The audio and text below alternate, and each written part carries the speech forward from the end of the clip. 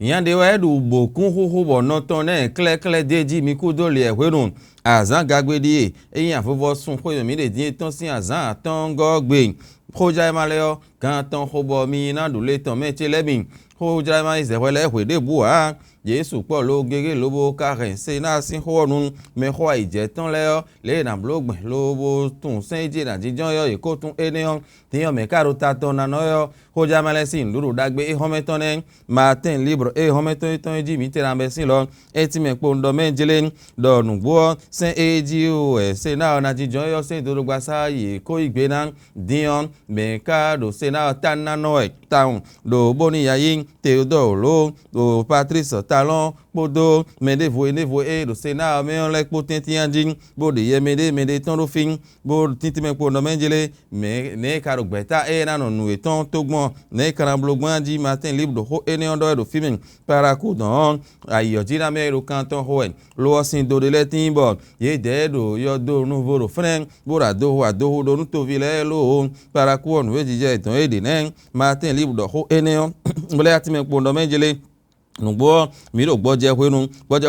mi de din nínú me zan nuklon vile de nuklon ikaro te pon ye ton pe ojonjoja enele ne blogbon ikare de me ikoro davo ho ikungoro idele mo me menti lemi gboje hwenu din ai hun ro posu e nuklon lo len ka koro fene kene Matin Libre edo enion nukon e ho to e no to jinja yin bo to nukon e bere to ton ho ye blo nu mon koton Matin Libre do ton do mo mejele ko ene ero nukon don lo jawe nu gege hen radio fero to mi to me fin e radio do ado mentilemi abolo alo so horo to mi to me fin kaka ye megbe di o de tin bo yin yo po hu le ton o sunu pa hwe ro na ho e bola lo so ho ne men dion to e me hwe da we e yin bere to ja e koro tun tu me do gbeta teme na nu mo ko to si teme le e ko to so ye hon aye bere to mi to wa mo ide do gbeta e group se o me mentilemi Matin Libre e do ho enion Matin Libre do po mo do menjele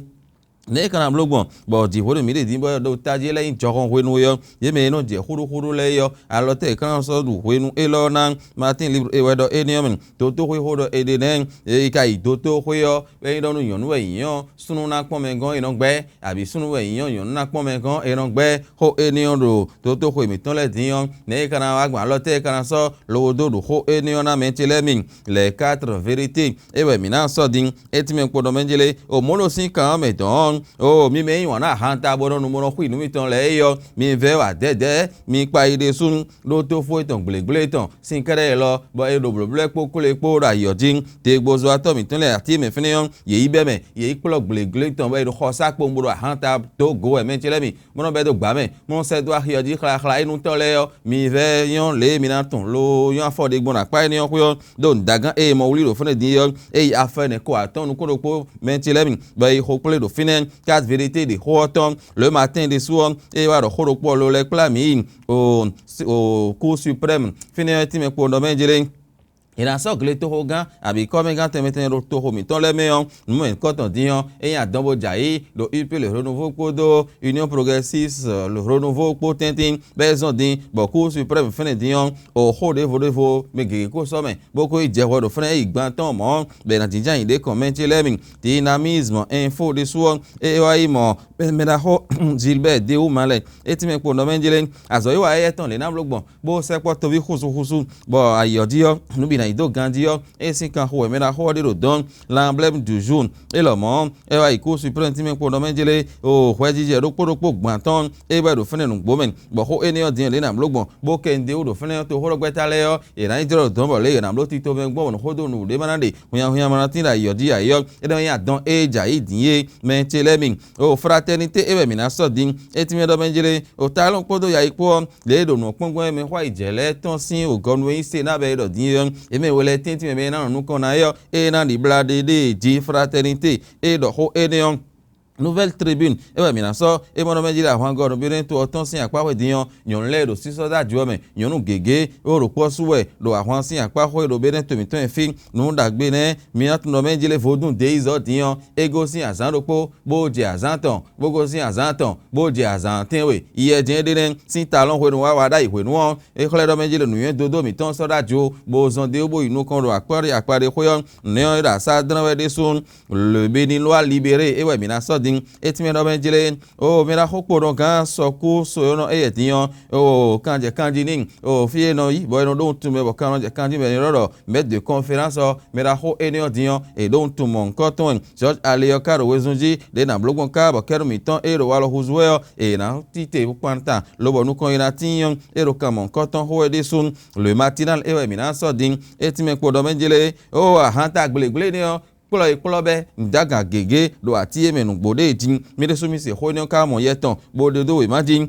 bo o mi kon we kweton mi amono mejile ahanta e ko do ho me gbagba ho saje ino pon bo so de ro de ji ofren po ahanta ko pobo un metemele o degbozo atole popo no le po ye no po lobo wazo enion ahanta no yonu lo alo mi ve pon enu emi de bo ma ti fuke klenti do to me o mentile mi le matin we do ho enion l'événement du jour e na so din etime do mejere nu gbo hon itoku chade de na mlogbon ni boya de mele do fide do azome isin apakoyo bono ma homena si khube gandion nu mon koton de ko de hohora yoti bono kwetonu so nu khodo nu do pomande delta mina so din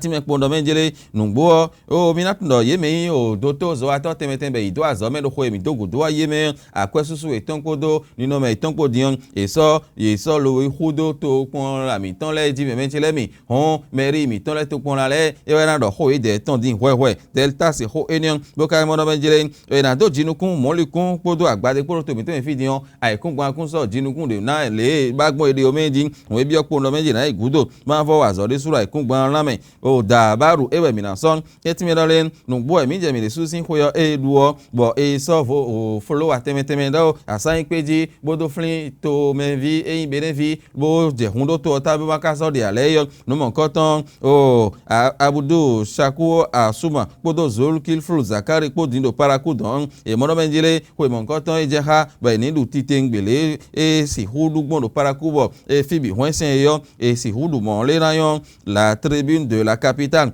mina so din we ma hobe na be zande dime yonu vile bi na we ma hobe fa le a hosuko dogbe romiar wada yi din kal kwe ho plemen liva miton le se o we adare jeji we ko ho ple tin bo we ma temten na moza do horo popo do ho we me poro ma hobe be wenu yo ko zonu mon ko tonu vile yi wa we ma hobe ma te do ajen we yon na si homo lobo kunlo ma na nu kon ina tinu ye de ajache news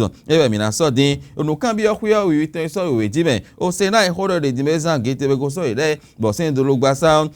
dozo gbe sen ji ejana lo wa zo to meji yo tiyan mercado taton na no nu kan bi okun iton minaze pe iton yonu zangbe jawe so yo de minano te pon metilemi bona pon gbe ta idam lo fene mercado se na yare me ho je ton lenu yo mina itun to l'indépendant mina so din etime do mejire nu gbo